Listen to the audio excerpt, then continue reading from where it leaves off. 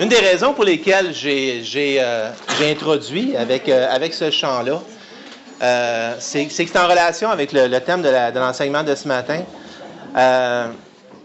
Quel genre de Jésus on sert? Quel genre de Jésus? Et ce que je trouvais très touchant dans les paroles du chant, savais-tu que ce petit bébé-là, regarde, c'était le créateur du monde.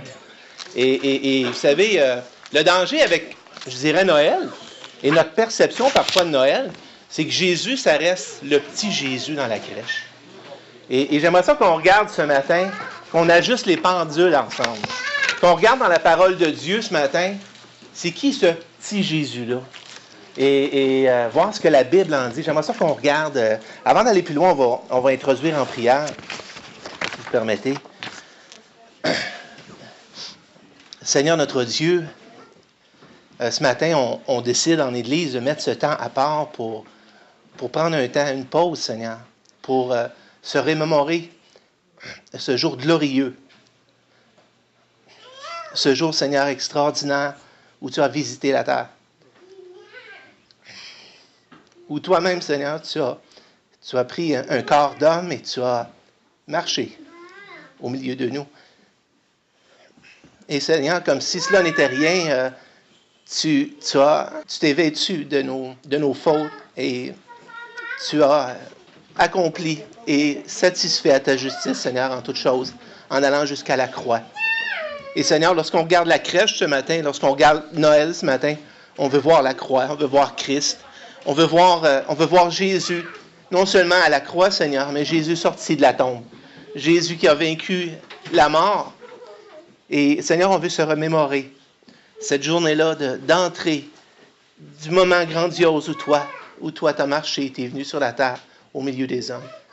Et je te prie ce matin, Seigneur, que tu puisses nous donner une perspective de la gloire, une perspective, Seigneur, de Jésus, tel qu'il est et tel qu'il apparaît en ce moment dans la gloire céleste. Seigneur, donne à ton Église une vision juste de qui est mort à la croix pour elle, qui bâtit l'Église, qui a un intérêt dans l'Église et qui revient bientôt. Seigneur, donne-nous cette juste vision de toi ce matin. Accompagne ton serviteur, Seigneur, dans la parole, dans la prédication de ta parole, Seigneur, et donne à notre intelligence la capacité, Seigneur, et l'attention nécessaire pour qu'on puisse saisir pleinement le message qui est derrière Noël pour les chrétiens, Seigneur, pour un enfant de Dieu. Alors glorifie-toi au milieu de nous ce matin pour la gloire de ton nom. Amen. Je ne sais pas si ça vous est déjà arrivé, moi ça m'est arrivé souvent dans mon travail, entre autres, d'être en relation avec quelqu'un, soit par téléphone, soit par courriel. Aujourd'hui, c'est plus par courriel souvent. Pendant des semaines, des fois des mois, sans avoir vu le visage de la personne. Puis là, mécaniquement, notre cerveau, là, on se fait tous une image. Hein? On se fait tous une image. Elle va-tu être petite, grande, jeune, vieux? Déjà, notre cerveau, il est en mode de « je me fais une représentation ». Puis, savez-vous, la plupart du temps, quand on rencontre cette personne-là, généralement, notre perception est complètement dans le champ. Souvent, là, ce qu'on avait dans notre esprit de la personne, de l'image de la personne, on était complètement aux côtés de la traque. Très souvent, en tout cas, pour moi, c'était comme ça. Souvent, en tant que technicien en informatique, souvent, je donnais du support par téléphone technique, puis je pouvais des mois et des mois et des mois à parler avec quelqu'un, puis on se connaissait bien au téléphone. Puis là, dans le party de compagnie de Noël, on se rencontrait. Une fois pour la première fois. Puis là, ouf, je mettais un visage. Hey, ça me fait drôle, hein? Je n'imaginais pas comme ça, pantoute. Savez-vous, c'est un peu la même chose avec le Seigneur Jésus-Christ si on ne fait pas attention. Avec le Seigneur Jésus-Christ, on peut avoir une image, on peut avoir une représentation de Jésus dans notre esprit qui est très loin de la réalité. Puis j'aimerais ça ce matin qu'on regarde, et j'aimerais ce matin qu'on se pose la question, est-ce que le Jésus que je sers, est-ce qu'il est resté dans la crèche? Est-ce que le Jésus que je sers, il est resté dans la crèche? J'aimerais ça qu'on se pose cette question-là ce matin en regardant quelques textes des Écritures. Ça va être relativement léger. Le programme, je sais qu'il est chargé. On a un temps ensemble, alors je pense que ça va être relativement léger. Vous savez, on va parler un petit peu, souvent lorsqu'une personne meurt ou lorsqu'une personne a accompli des choses extraordinaires, on va prendre un temps et on va faire ce qu'on appelle une apologie. Là. Tu sais, une apologie, c'est un peu comme une espèce de plaidoyer où on va énumérer ses bons coups, ses vertus, par rapport à la personne. Puis ce matin, j'aimerais ça qu'on fasse un petit peu une espèce d'apologie de Jésus-Christ, un peu. Et on va regarder 3 aspects ce matin, et j'aimerais qu'on regarde 3 aspects. Premièrement, le premier aspect, on va regarder Jésus avant Bethléem. Jésus avant Bethléem. Alors, le premier aspect. Le deuxième aspect, ça va être Jésus parmi nous. Jésus parmi nous, Emmanuel. Et le troisième aspect, c'est Jésus revient. Jésus revient. Alors, on va regarder ces 3 aspects-là, si on veut, de la vie du Seigneur Jésus-Christ. Et vous savez, aujourd'hui, on célèbre Noël. OK? Juste pour ne pas vous fassiez le saut, sachez que Noël, c'est pas une fête qui apparaît dans la Bible. OK? Noël, c'est pas une fête même que les premiers chrétiens célébraient. Je vous apprends quelque chose, peut-être. Noël a commencé à être célébré à peu près en l'an 400, après Jésus-Christ. Vraiment. Ça veut-tu dire qu'il y a une contre-indication à fêter Noël? Non, pas du tout. Il n'y a pas de contre-indication. Ici, dans le fond, je vais y revenir dans quelques secondes, mais on va voir exactement on va voir un précédent. On a un précédent dans la parole de Dieu, puis on va y revenir. Je voulais introduire avant, je suis en train d'oublier mon point de départ, et je voulais introduire avec, justement, en parlant de l'apologie de Jésus-Christ. Vous savez, souvent les gens vont dire, peut-être ce matin, si vous êtes la première fois exposé à du matériel chrétien, et tout ce que vous aviez comme arrière-plan, peut-être c'est l'Église catholique et tout ça, et peut-être vous vous posez la question, parce que moi, je me le suis déjà posé à un moment donné dans ma vie. Puis une des questions que je me suis posée dans ma vie, c'est Jésus, est-ce qu'il a vraiment existé? Est-ce que Jésus a vraiment existé? Avant de parler de l'apologie de quelqu'un, avant de parler de ses vertus, est-ce que ce personnage-là a vraiment, vraiment existé? Et tout le monde dans la salle, ou la plupart, vous allez brandir votre Bible pour dire, oui, regarde, c'est clair, la Bible en parle. Mais souvent, la deuxième question qui est posée suite à ça, c'est est-ce qu'on a des preuves extra-bibliques?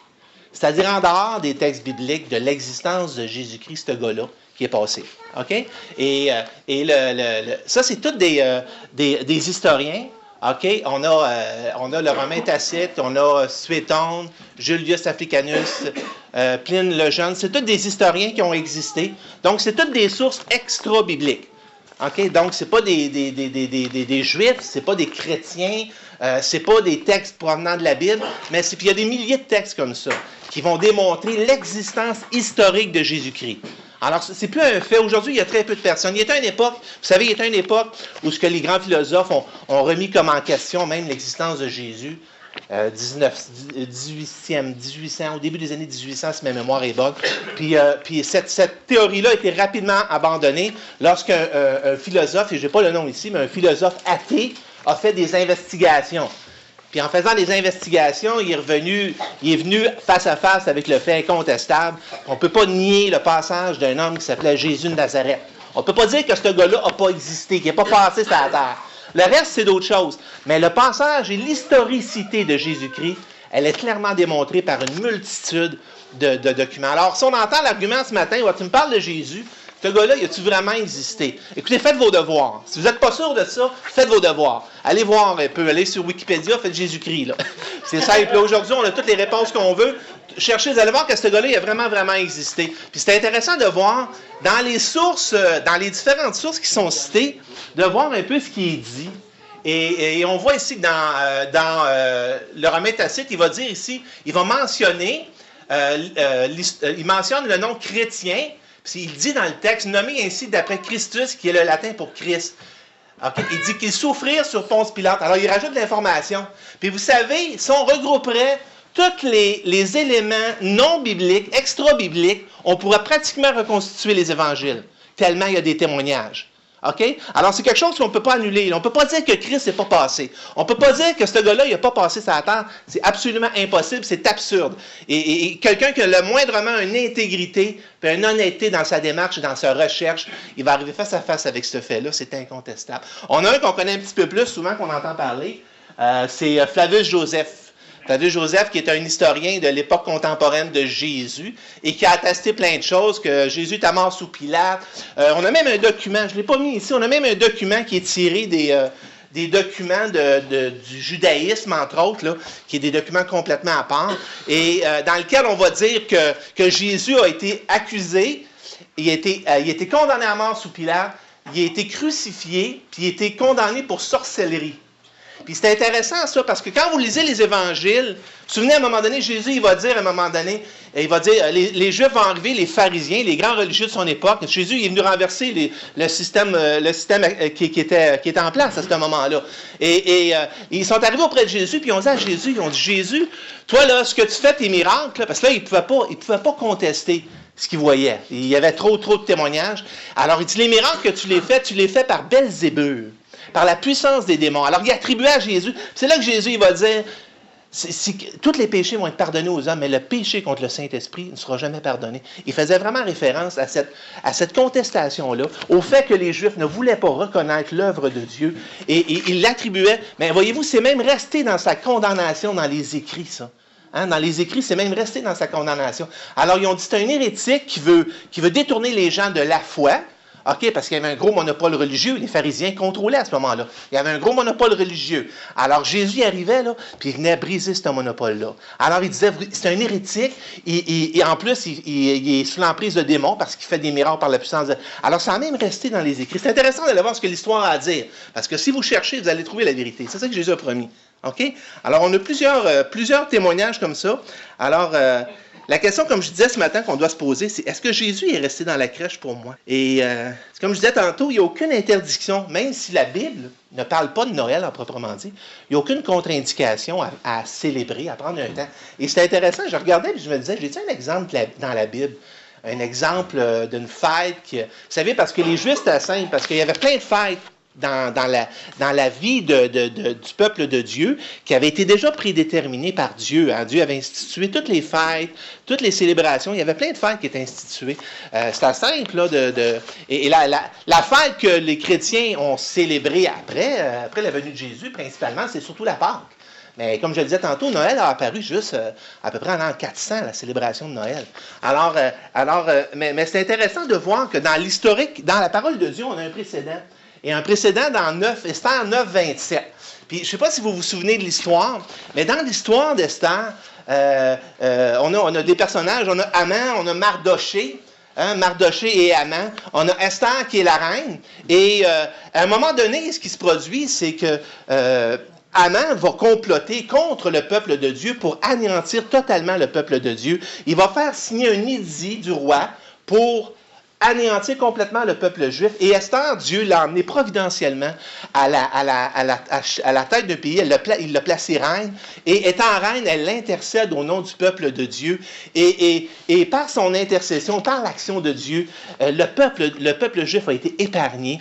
Et à cause de ça, elle a institué, c'est inscrit comme ça dans le texte, ça nous dit, les Juifs prirent pour eux, pour leur postérité, OK, prirent pour eux, pour leur postérité et pour tous ceux qui s'attachaient à eux, la résolution et l'engagement irrévocable de célébrer chaque année, voyez-vous? Alors Esther, elle a introduit une fête, là. Elle dit ça, là, c'est un bel événement, puis on va essayer de s'en souvenir. Fait qu'on va le répéter. Alors, à chaque année, il répétait à partir de ce moment-là, chaque année, c'est 2 jours, selon le mode prescrit et au temps fixé. Alors, c'était la fête des Purim. OK? Et le mot Purim veut dire, si ma mémoire est bonne, de l'hébreu, ça veut dire le sort. Donc, vous savez, parce que le sort était comme jeté sur le peuple juif, là, dans le sens que il était listé pour être éliminé. Et Dieu passe ce phénomène-là. Et on voit dans le texte que la reine Esther a institué une fête à partir de ce temps-là. Et cette fête-là est encore instituée aujourd'hui. Donc, on l'appelle la fête des Purim, ou on l'appelle aussi la fête de Mardoché. La fête de Mardoché, pour vous en souvenir, mais ça existe encore, c'est encore célébré. Je ne me souviens plus du mois. Je pense que c'est le mois d'Adar. Je pense que c'est le 14 d'Adar, qui est à peu près février, autour du mois de février environ. De notre année à nous autres. Vous savez, les Juifs ont un calendrier totalement différent du nôtre. Hein? Ils sont en 5000 quelque chose, les Juifs, là. OK? Mais alors, on voit un précédent. On voit un précédent. Et c'est ça qui est intéressant. C'est important de ne pas faire, voyez-vous, il est important de ne pas faire de Noël une espèce de sacrement pour l'Église. Parce que c'est pas ça. Noël, c'est pas un sacrement pour l'Église, c'est pas un sacrement pour les chrétiens. Et vous savez, il y a certains chrétiens qui décident de ne pas le fêter, Noël. Il y a certains chrétiens qui décident de ne pas fêter Noël. Il faut respecter ça. Alors, on a cette latitude-là. Il faut faire la distinction entre les choses. Et c'est pour ça que je vous disais, je vais voir dans les textes bibliques, je regarde dans la parole de Dieu ce qui est enseigné, et on ne mettra pas un sacrilège où il n'y en a pas. Alors, il y a des chrétiens qui, eux autres, ils disent, non, Noël, on ne fête pas ça, nous autres. Puis c'est correct. Alors, c'est ce que la Bible nous dit aussi. Et dans le passage de Colossiens ici, ça nous exhorte en disant que personne donc ne vous juge au sujet du manger ou du boire, au sujet d'une fête, d'une nouvelle lune ou de sabbat. Alors, dans un sens comme dans l'autre, Dieu dit, on n'est pas appelé à juger si tu fêtes ou si tu ne fêtes pas. Alors qu'on ait un regard de Dieu nous donne cette latitude-là en tant qu'enfant de Dieu, et on doit garder cette attitude-là, c'est bien important. On a un autre passage, un petit peu plus beau aussi, je crois, qui nous dit encore là, tel fait une distinction entre les jours, et tel autre les estime tous égaux. Alors, est-ce que l'Église de Jésus-Christ, c'est l'uniformité? On est tous habillés pareil, on pense tous exactement pareil? Ben non. Et il y a des choses comme ça que chacun, on a notre conviction là, sur certains points. Alors, ça nous dit ici, tel fait une distinction entre les jours, et tel autre les estime tous égaux. Que chacun ait en son esprit une pleine conviction. Alors, c'est ça qui est important. Alors, Dieu donne la latitude sur certains points qui sont des préférences, qui sont des désirs, qui sont des aspirations du cœur. Il dit ici, il va dire dans le texte ici, si on le fait, celui qui fait une distinction, on le fait pour le Seigneur. Celui qui ne le fait pas, il le fait aussi pour le Seigneur. Ayons cette latitude-là les uns envers les autres, mais remettons les pendules un petit peu à l'heure. Alors, ce matin, j'aimerais introduire, suite à ça, c'était mon introduction, et j'aimerais introduire ce matin trois aspects de l'apologie de Jésus. Et le premier aspect qu'on va introduire ce matin, c'est Jésus avant Bethléem. Vous savez, lorsqu'on raconte l'histoire de quelqu'un, souvent on va commencer avec sa naissance. Mais on a un problème avec Jésus parce qu'on ne peut pas commencer avec sa naissance. Alors, Jésus n'est pas né. Jésus, il a été incarné. Et ce n'est pas la même chose. Alors, Jésus n'a pas pris vie à Bethléem. Jésus, on va voir dans la parole de Dieu qu'il y a un pré-Bethléem. Jésus a pris un corps en Bethléem. C'est ce qu'on appelle l'incarnation de Jésus-Christ. Et non sa naissance. On l'applique dans le sens général, parce qu'on dit, bon, ben, il était un petit bébé. Mais dans le sens de Jésus, la personne de Jésus même, il y avait un Jésus avant Bethléem. Il y avait un Jésus avant Bethléem, et c'est ça qu'on va regarder dans notre premier point ce matin.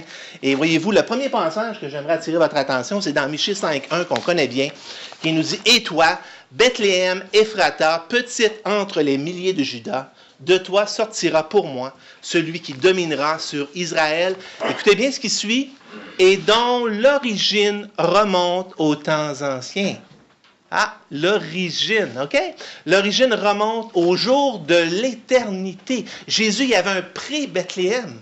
Jésus n'a pas débuté sa vie, son existence à Bethléem. Jésus existe depuis toute éternité. Vous allez voir l'appui. C'est un point doctrinal extrêmement important. On a dans Hébreux chapitre 7, les versets 1 à 3, qui nous dit, en effet, ça va nous parler d'un personnage dans Hébreux chapitre 7, celui de Melchisédek. Et on va comparer Melchisédek à Jésus. Vous allez voir la comparaison et les points qu'on utilise pour comparer Melchisédek à Jésus. Et ça nous dit, en effet, ce Melchisédek, roi de Salem, sacrificateur du Dieu très haut, qui alla au-devant d'Abraham, vous lirez dans Abraham 10, 11, je crois, là, et ça nous raconte l'histoire, qui alla devant Abraham lorsqu'il revenait de la détresse des rois, qui les bénit, et à qui Abraham donna la dîme de tout. Alors, qui est d'abord roi de justice d'après la signification de son nom, ensuite roi de Salem, c'est-à-dire roi de paix, qui est sans père, écoutez bien, là, qui est sans père, sans mère, sans généalogie, et qui n'a ni commencement de jour, ni fin de vie, mais qui est rendu semblable à qui? Semblable au Fils de Dieu. Ce Melchisédek demeure sacrificateur à perpétuité. Alors, ça donne l'illustration, et ça, c'est une image, c'est ce qu'on appelle des types dans les Écritures. Il y a des types de Jésus-Christ dans la parole de Dieu. Il y a des types du salut. Alors, je n'entrerai pas dans cette doctrine-là, mais on a des types dans les Écritures comme ça. On voit un type ici, Melchisédek, qui a vraiment existé. C'est un vrai personnage, mais on le compare à Jésus-Christ. Puis, ça dit ici, il est sans généalogie. Alors, il n'y a pas de généalogie. Il n'a ni commencement de jour, ni fin de vie. OK? Un autre passage aussi, on peut le prendre de la bouche même de Jésus-Christ. C'est Jésus qui parle dans Jean 8, 56. Il dit dans Jean 8, 56, il parle encore aux Juifs. Il dit, « Abraham, votre père, a tressailli de joie de ce qu'il verrait mon jour. » OK? Abraham, Jésus, je ne sais pas, il y a plusieurs siècles d'intervalle historiquement. Vous savez, si vous n'êtes pas familier avec la parole de Dieu, avec la Bible est divisée en deux grandes parties majeures. On a l'Ancien Testament, qu'on peut appeler aussi Ancienne Alliance. On a le Nouveau Testament qui est la Nouvelle Alliance. Le livre-là que je tiens dans les mains, il n'est pas arrivé de même dans mes mains. Là. Vous savez, c'est tous des manuscrits qui ont été regroupés. Okay? Et les écrits sont écrits de plusieurs dizaines d'auteurs. Les livres sont écrits de plusieurs dizaines d'auteurs sur une période d'histoire très, très allongée. Et entre l'histoire d'Abraham et l'histoire de Jésus, il y a des centaines d'années d'intervalle entre les deux, vous savez. Et Jésus est en train de parler aux Juifs. Il dit, Abraham, votre père, a tressailli de joie de ce qu'il verrait mon jour. Et quoi? Il l'a vu. Il l'a vu. Il a vu Jésus. C'est ça qu'il dit là. Il l'a vu et il s'est réjoui. OK?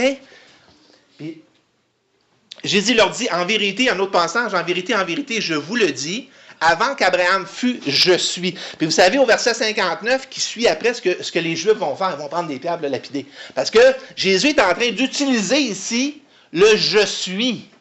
Le je suis de l'Ancien Testament. Vous avez vu le film de Moïse? C'est pas celui qui vient de sortir d'un cinéma, là, c'est pas fort, là.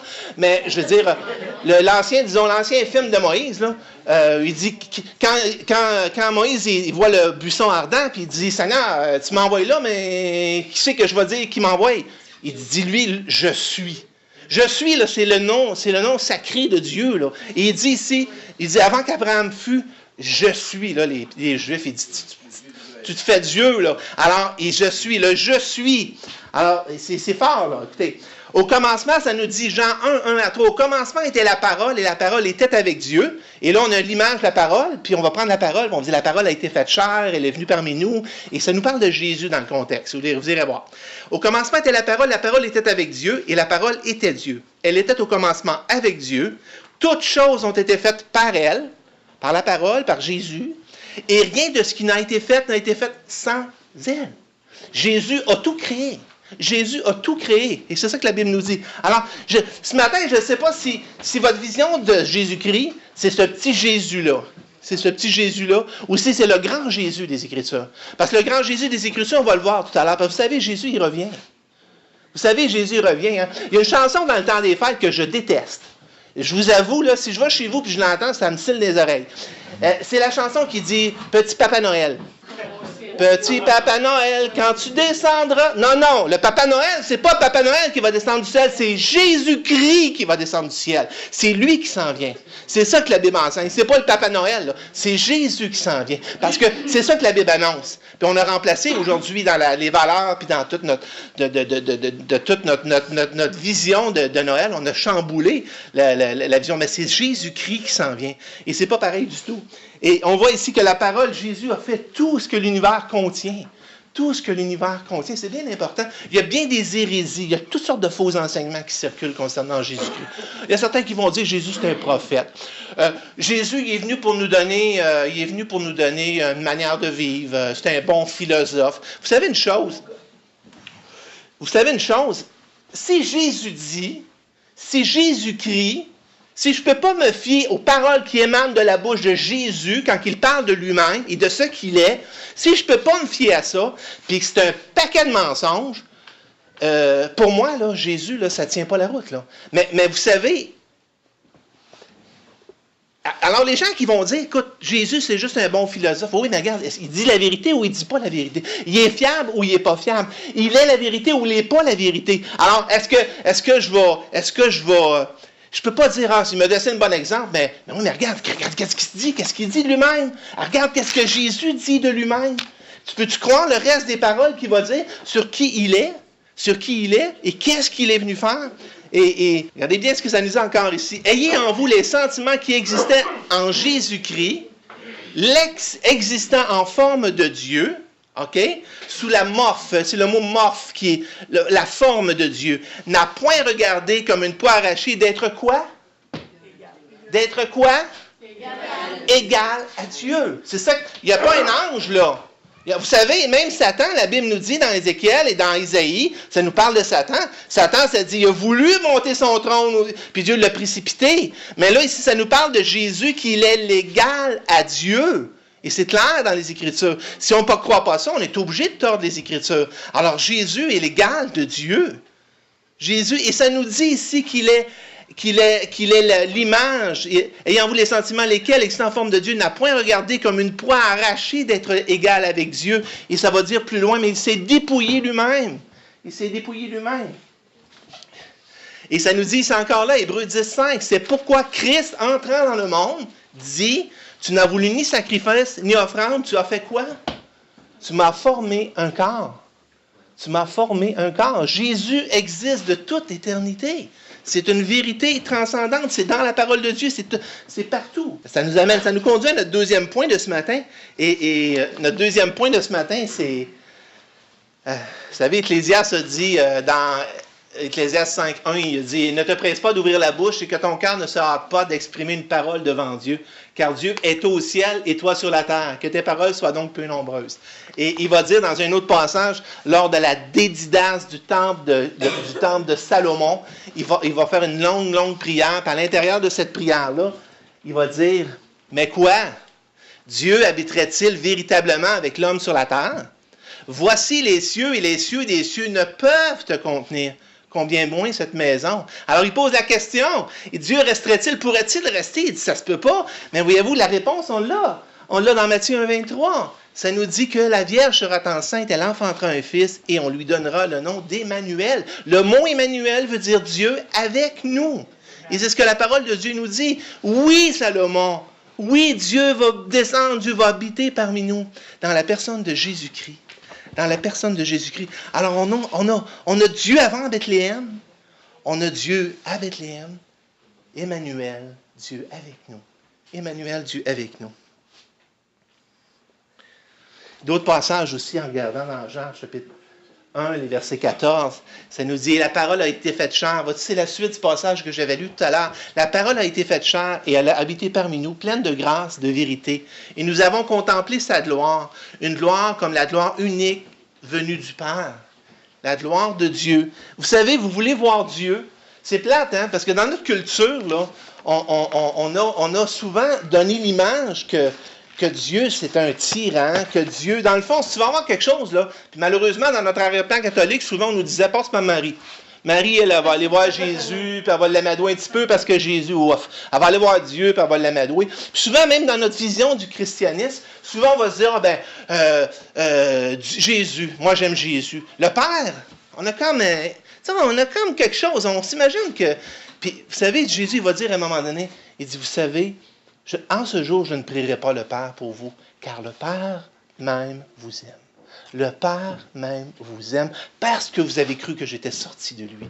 Et Jésus nous a introduits au Père. Mais vous voulez voir le Père? Regardez à Jésus. Regardez à Jésus. Jésus est l'empreinte. Y a-t-il quelque chose de plus unique qu'une empreinte entre vous et moi? Et la Bible nous dit que Jésus est l'empreinte du Dieu véritable. Et l'empreinte du Dieu véritable. Vous voulez voir Dieu? Regardez Jésus. Regardez Jésus. Regardez Jésus au puits avec la pécheresse. Regardez Jésus. Jésus est l'image de Dieu. Jésus est venu pour nous présenter le Père. Il est venu pour nous présenter le Père. La Bible nous dit que Dieu est esprit. Et Dieu a pris forme, a pris un corps, est venu sur terre, dans la personne de Jésus-Christ, pour nous présenter le Père. Lisez Matthieu, chapitre 5 à 16, vous allez voir les vertus du royaume. Regardez le tempérament de Jésus-Christ, regardez la douceur, regardez la sagesse. Ça nous dit qu'il croissait en stature devant Dieu et devant les hommes, en sagesse et en stature. Regardez Jésus quand vous voulez voir le Père. C'est Jésus qui est l'image du Père. Qui est l'image du Père.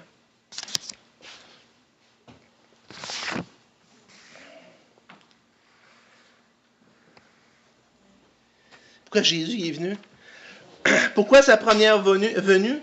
Comme je disais tantôt, il y a toutes sortes de courants de pensée. Hein? Aujourd'hui, étant donné qu'on ne peut vraiment pas éliminer complètement l'historicité du passage de Jésus sur la terre, on va dévier sa mission. On va dire, Jésus, c'est un révolutionnaire.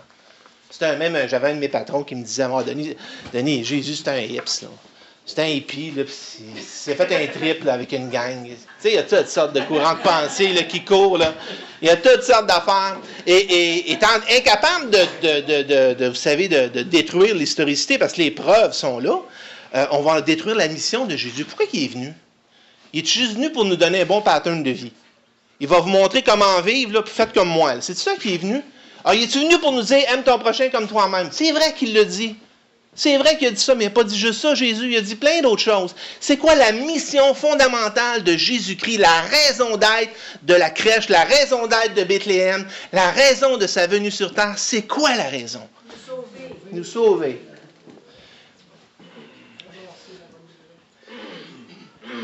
Et ça nous dit ici dans le passage, on l'avait vu tout à l'heure, mais là je l'ai introduit. Il dit, ayez en vous les sentiments qui étaient en Jésus-Christ, lequel existant en forme de Dieu n'a pas regardé comme une proie à arracher d'être égal avec Dieu, mais il s'est dépouillé lui-même en prenant une forme de serviteur, en devenant semblable aux hommes, et ayant paru comme un simple homme, il s'est humilié lui-même, se rendant obéissant jusqu'à la mort de la croix, même jusqu'à...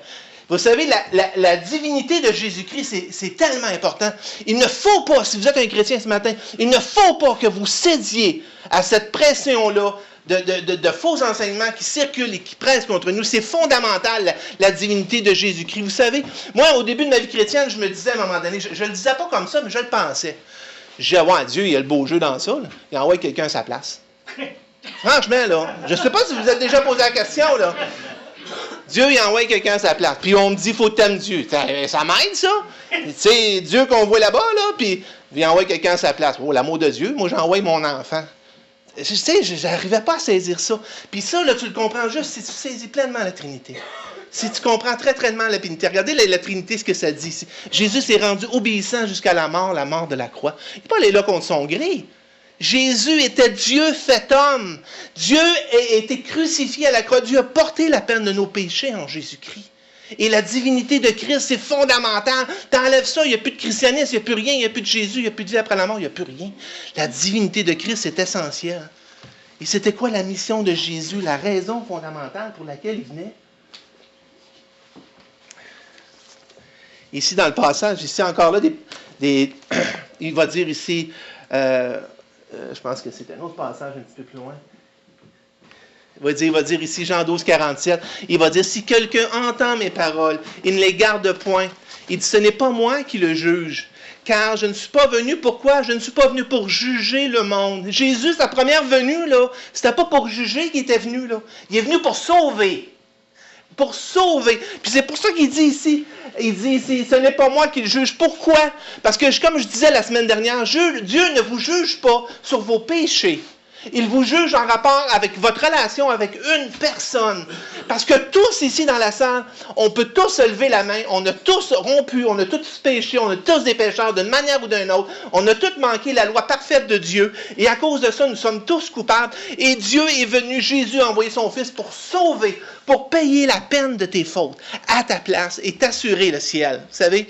Puis il dit, c'est pas le péché que tu fais, c'est le rejet. Et c'est ta position et ta relation par rapport à une personne, la personne Jésus-Christ. Jésus-Christ. Il dit, je suis venu non pour juger, mais pour sauver. Et ça, c'était le but de la visite de Jésus sur la terre, c'était de sauver le monde. Puis même dans le moment le plus atroce de sa vie, dans le jardin de Gethsémani, où ce que Jésus priait, puis que son corps était couvert, ça dit même de sueur de sang, tellement la pression, la tension était terrible. Il dit, maintenant mon âme est troublée. Et que dirais-je, Père? Délivre-moi de cette heure. Mais c'est pour cela que je suis venu. C'est pour ça que je suis venu. Et il était venu pour ça, jusqu'à cette heure. Jusqu'à cette heure. Et Jésus, sa mission, sa première mission, c'était de nous sauver. Et il est venu, et tout a été payé. Vous savez, la Bible décrit qu'après la mort, il y a deux endroits possibles. Il y a le ciel et la félicité éternelle. Dieu est en train de préparer des choses glorieuses. Puis je vais en parler un petit peu plus dans mon prochain point. Là. Mais Dieu est en train de préparer les choses glorieuses. Vous savez quelque chose? Je ne sais même pas si c'est notre dernier Noël. Je ne sais même pas si c'est notre dernier Noël. Je ne sais pas. Je ne sais pas. Jésus a promis qu'il allait revenir. Tu sais, on n'en parle plus bien aujourd'hui, là. Mais Jésus a promis qu'il allait revenir. Et vous savez, ça brasse dans le monde. Ça brasse solide dans le monde. Il y a des choses qui sont en train de se mettre en place. Des choses qui sont annoncées de la parole de Dieu.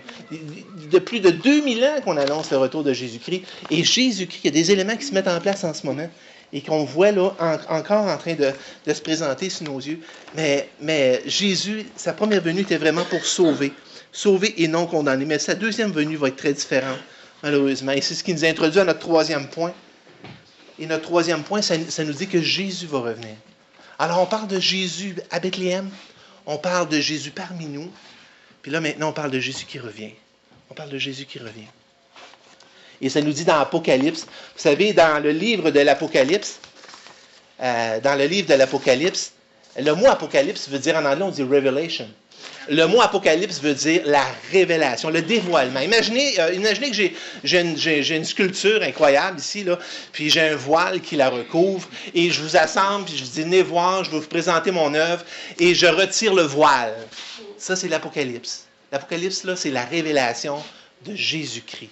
C'est Jésus-Christ. Mais là, c'est plus le Jésus-Christ qui vient sur la terre, mourir, prendre injustement la faute, accepter la souffrance. Vous savez, je me posais la question à un moment donné dans ma vie, je me disais, parce que ma première réaction, vous savez, on regarde tous des films de Jésus dans le temps de Pâques, puis quand j'étais jeune, j'écoutais ça, puis moi, on dit que je trouvais ça. Même si je ne connaissais pas la Bible, je me disais, c'est assez injuste, c'est incroyable. Hein? Puis ça me touchait, là, je trouvais ça tellement injuste. Puis dans ma tête, je me disais, ils l'ont eu.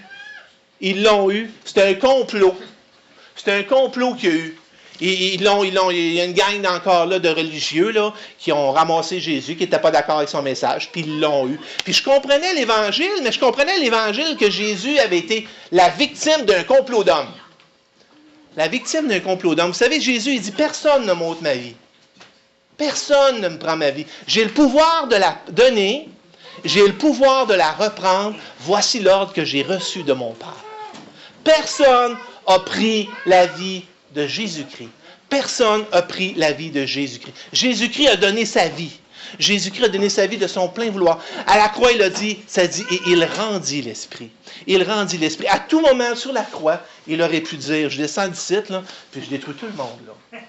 N'importe quand à la croix, là, Jésus aurait pu dire ça. Parce que Dieu avait la puissance de le faire. C'est de son plein gré qu'il a rendu son âme au Seigneur. Il a rendu l'âme. Il a donné sa vie en rançon pour nous tous. Et c'est ce qu'il a fait. Alors, ce n'est pas un complot d'homme. C'est sur son libre arbitre et sur sa propre volonté. Mais Jésus revient bientôt. Jésus revient bientôt. Et ça nous dit au verset 7, « Voici, il vient avec les nuées. » Mais Dieu, Jésus-Christ, qu'on voit dans le livre de l'Apocalypse, qui est dévoilé, tel qu'il est dans la gloire, tel que nos yeux en ce moment ne le voient pas, tel qu'il est dévoilé dans la gloire, on le voit dans le livre de l'Apocalypse. Et laissez-moi vous dire que l'image qui en est donnée, on est très très loin du petit Jésus de Nazareth. On est très loin du petit Jésus de Nazareth. Et on va voir ici, ça nous dit au verset 7, « Voici, il vient avec les nuées, et tout œil le verra, même ceux qui l'ont percé, et toutes les tribus de la terre se lamenteront à cause de lui. » Parce que la deuxième venue de Jésus-Christ ne vient pas dans sa deuxième venue pour sauver qui que ce soit. Jésus vient pour juger. Jésus vient pour juger. Et ça dit que cette grande période-là de trouble, à la fin de cette grande période, Jésus envoie, durant une période de 7 années de tribulation que la Bible annonce, et on croit que ces années-là sont à la porte, et c'est des années de jugement envers la planète Terre, et Jésus va juger le péché. La seule raison pour laquelle nous n'expirons pas sur le champ à cause de nos péchés, c'est parce que nous sommes en l'an de grâce. En l'an de grâce 2014. Vous savez, en l'an de grâce 2014. Et à cause de cette grâce-là de Jésus-Christ, Dieu met sur le compte de Jésus-Christ les fautes. Et toute la provision du salut, elle est prête. Alors, c'est absolument normal ce matin que si tu te trouves assis ici, puis tu n'as pas l'assurance de ton salut, tu n'as pas la sécurité éternelle, tu n'es pas certain à 100% que si tu meurs aujourd'hui, ta place est dans le ciel, c'est pas normal parce que le chèque est payé. Jésus a payé à ta place. Et tout ce que Jésus te demande en retour, c'est de passer de l'encaisser. C'est de passer de l'encaisser. Vous savez une chose? Il va y avoir une tonne et une tonne et une tonne d'éléments et d'articles qui vont être aux articles non réclamés. Une tonne de salut qui va être aux articles non réclamés. Parce que des gens n'auront pas saisi par la foi ce que Christ a fait. C'est épouvantable. C'est épouvantable. Mais Jésus ne revient pas comme l'agneau. Vous savez, quand Jean-Baptiste a vu Jésus arriver au baptême de Jésus, il s'est dit, voici l'agneau de Dieu qui ôte le péché du monde. Vous allez voir que Jésus, il ne revient pas comme un agneau le prochain coup. Il ne revient vraiment pas comme un agneau du tout. Et ici, c'est l'apôtre Jean, encore là, dans le livre de l'Apocalypse. Je me retournai pour connaître quelle était la voix qui me parlait.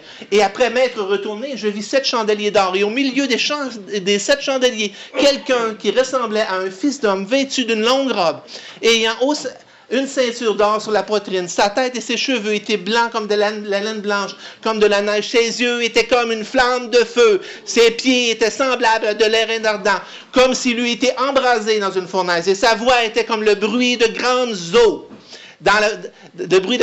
Il avait dans sa main droite 7 étoiles. De sa bouche sortait une épée aiguë à 2 tranchants. Et son visage était comme le soleil lorsqu'il brille dans sa force. Quand je le vis, je tombai comme mort. C'est l'apôtre Jean, là. Si vous prenez ça littéral, là, l'apôtre Jean, quand il l'a vu, là, il y a à l'horizontale, le gars.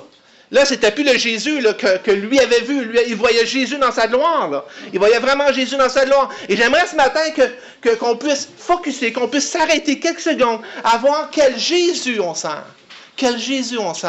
Quel Jésus on sent. Et ça dit au verset, ça dit, il disait aux montagnes et aux rochers, tombez sur nous et cachez-nous devant la face de celui qui est assis sur le trône et devant la colère de l'agneau. Cachez-nous! Les gens vont dire, cachez-nous! Vous savez, ça dit même dans un passage que les gens vont rendre l'âme de terreur. Êtes-vous déjà mort de peur? T'as peur au point que t'en meurs. C'est intense, là. Il faut vraiment qu'il y ait des choses épouvantables qui se produisent. Les hommes vont rendre l'âme de terreur, la Bible dit. Ça nous dit ici la colère de l'agneau, car le grand jour de sa colère est venu. Et qui peut subsister? Et qui peut subsister?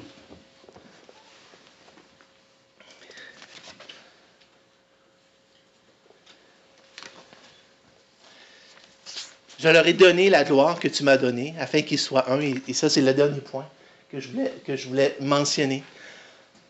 Vous savez, en conclusion, il y a encore plus grand que Jésus parmi nous. Vous dites, ça se peut-tu, Jésus parmi nous, il y a plus grand que ça? Oui, il y a encore plus grand que ça. Il y a Jésus en nous. Il y a Jésus en nous. Et ça, c'est encore plus grand que Jésus parmi nous. Il y a Jésus en nous. Et Jésus dit dans Jean 17, 22, « Je leur ai donné la gloire que tu m'as donnée. » Et il prie, là, il est dans Jean chapitre 17, il est en train d'intercéder. Il dit, « Je leur ai donné la gloire que tu m'as donnée, afin qu'ils soient un comme nous sommes un. » Il parle à Dieu, là. Fait qu'ils soient un ensemble comme nous sommes un. Moi en eux, moi en eux, et toi en moi, afin qu'ils soient parfaitement un. Et que le monde connaisse que tu m'as envoyé et que tu les as aimés comme tu m'as aimé. Et il va dire d'autres passages aussi qui vont nous dire, Jean 14, 20, il va dire, en ce jour, vous connaîtrez que je suis en mon Père et que vous êtes en moi et que je suis en vous. Ah, là, on ne parle plus de Jésus parmi nous, on parle de Jésus en nous. On parle de Jésus en nous, c'est ça la promesse. La promesse, c'est Jésus en nous. Est-ce que Jésus est en toi ce matin? Est-ce que Jésus est en toi ce matin? Vous savez, ça nous dit, à tous ceux qui l'ont reçu, à tous ceux qui l'ont reçu. Vous savez, Jésus invite. Jésus invite. Et la seule façon d'avoir Jésus en nous, c'est de l'inviter dans notre vie. C'est de l'inviter dans notre vie. Alors, il dit ici, que je suis en mon Père, que je suis en moi, vous êtes en moi et que je suis en vous. Il va vous dire au verset 6, 37, « Tous ceux que le Père me donne viendront à moi, et je ne mettrai pas dehors celui qui vient à moi. » OK? Et vous savez, je ne sais pas le matin ce que vous en êtes avec Jésus-Christ. Est-ce que Jésus vit en vous? Est-ce que Jésus vit en vous? Amen. J'espère qu'il vit en vous. Parce que c'est grave s'il ne vit pas en vous. C'est vraiment grave s'il ne vit pas en vous. Vous êtes en danger s'il ne vit pas en vous, Jésus. Là. Il faut que Jésus vit en vous. Il dit, pour vous, vous ne vivez pas selon la chair, mais selon l'Esprit. Si du moins l'Esprit de Dieu habite en vous. Si quelqu'un n'a pas l'Esprit de Christ, il ne lui appartient pas. Appartient pas. Appartient pas. Si tu n'as pas Jésus dans ta vie, si Jésus n'habite pas en toi, tu n'appartiens pas à Jésus-Christ. Tu n'appartiens pas à Jésus-Christ. Ça nous dit dans Colossiens 1, 27, à qui Dieu a voulu faire connaître quelle est la glorieuse richesse de ce mystère parmi les païens, à savoir Christ en vous, l'espérance de la gloire. L'espérance de la gloire. Si Christ est en toi, là, tu devrais entendre un petit son. Là. Tu devrais entendre un petit son là, qui dit la gloire. La gloire s'en vient. C'est l'espérance de la gloire. Parce que Christ en toi, là, c'est la marque que tu appartiens à Jésus-Christ.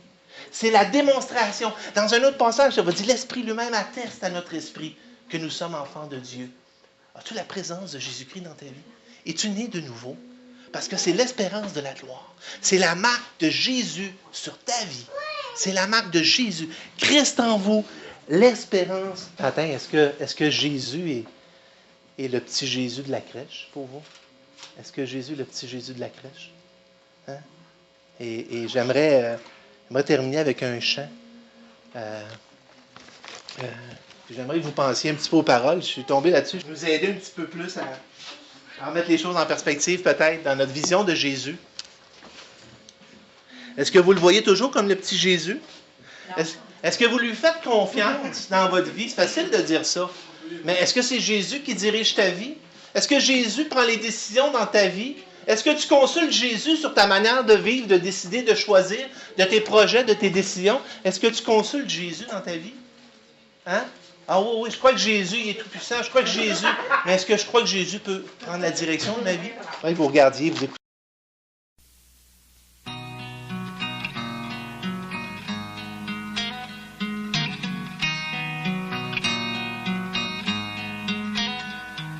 Tu as grandi avec un petit Jésus de plâtre et un Dieu mort sur un crucifix. Son portrait pendait au-dessus de l'autre, mais dans ces objets il n'y avait pas de vie. Peux-tu te retourner vers un petit Jésus de plâtre? Saura-t-il t'aider dans les pires moments? Il pourrait bien se briser, ce petit Jésus de plâtre. Il faudrait mieux prier un Dieu vivant. Je te regarde et te voilà tout triste. Dans ton cœur il y a une question. Tu me demandes si vraiment Dieu existe. Dans ton âme il n'y a que confusion. Peux-tu te retourner vers un petit Jésus de plâtre? Saura-t-il t'aider dans les pires moments? Pourrait bien se briser, ce petit Jésus de plâtre. Il faudrait mieux prier un Dieu vivant. Dieu est esprit et non pas une religion. Tu es pécheur, tu as besoin de lui. Accepte-le, fais vite ta décision. Tu as le choix entre la mort ou la vie. Peux-tu te retourner vers un petit Jésus de plâtre? Saura-t-il t'aider dans les pires moments? Il pourrait bien se briser, ce petit Jésus de plâtre. Faudrait mieux prier un Dieu vivant. Réfléchis un instant.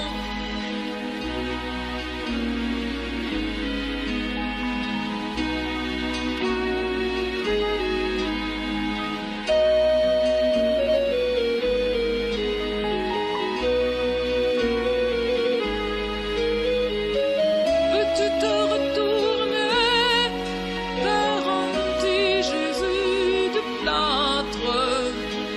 Saura-t-il t'aider dans les pires moments? Il pourrait bien se briser,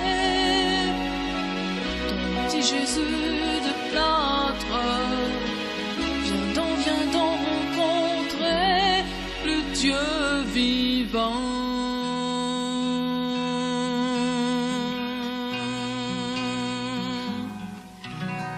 Pierrette, après, elle avait un petit quelque chose à nous partager, à nous lire, fait que je vais l'inviter après. C'est pour ça qu'on termine avec un mot de prière, aussi rendre grâce à Dieu pour toutes ces bontés. On ne réalise pas à quel point on est dans l'opulence. Ça n'a pas de sens. Ça n'a juste pas de sens. Vous savez, il y a des chrétiens, ça attend, c'est pas juste, il y a des chrétiens en ce moment qui expérimentent toutes sortes de choses à travers le monde. Il y a des chrétiens qui sont décapités au moment même où on se parle. Il y a des... Soyons reconnaissants. Soyons reconnaissants. Nous allons prier. Seigneur notre Dieu, je veux te remercier parce que c'est toi qui as fait les premiers pas pour ma vie.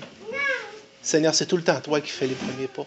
C'est toi, Seigneur, qui est venu me chercher. C'est toi qui t'as fait connaître, Seigneur, à la croix. Tu as descendu parmi les hommes, toi, tu t'es humilié, toi, le Dieu des dieux, le roi des rois, le Seigneur des seigneurs. Seigneur, on veut te dire notre reconnaissance, Seigneur, pour ce sacrifice. Merci, Seigneur, d'avoir eu compassion, pitié de notre folie, de notre aveuglement. Merci, Seigneur, de ta bonté. Merci, Seigneur. Je sais que tu uses de patience en ce moment envers chacun de nous, envers chacun des... Et c'est la raison pour laquelle tu retiens ta colère en ce moment, Seigneur. C'est que tu uses de patience afin qu'aucun ne périsse et tu attires à toi, Seigneur. Et je te prie par la grâce et par l'action de ton Saint-Esprit. Si ce matin, ton Saint-Esprit a parlé au cœur, Seigneur notre Dieu puissant, amène à fruit le désir et l'intérêt que tu as placé pour toi. Seigneur, attire à toi. Attire à toi. Transforme des vies encore aujourd'hui, Seigneur. On va avoir la joie de voir des vies transformées par la puissance de ton Évangile. Merci, Seigneur Dieu. Comment pas te dire merci pour l'abondance, Seigneur. Oh, Seigneur, comme nous sommes honteux, je pense qu'en Occident, on a le problème de l'abondance, alors que 2/3 de la planète, Seigneur, meurt de faim. Seigneur, notre Dieu, merci. Merci, Seigneur, de nous faire grâce et de ne pas nous donner toujours ce qu'on mérite, mais au-delà de ce qu'on mérite, Seigneur, et surtout de nous voir à travers Jésus-Christ, de nous voir à travers ce que lui a fait pour nous et non pas nos propres fautes, Seigneur. Et on veut te remercier encore aujourd'hui. Merci pour ce Noël. Merci pour Jésus qui est venu dans le monde. Merci d'avoir pris sur nous la faute de nos péchés. Merci, Seigneur, que nous avons une pleine assurance devant toi et une conviction, Seigneur, pour l'éternité. Ah, Seigneur, que tu sois là au milieu de nous. Glorifie-toi aujourd'hui, au nom de Jésus-Christ. Amen.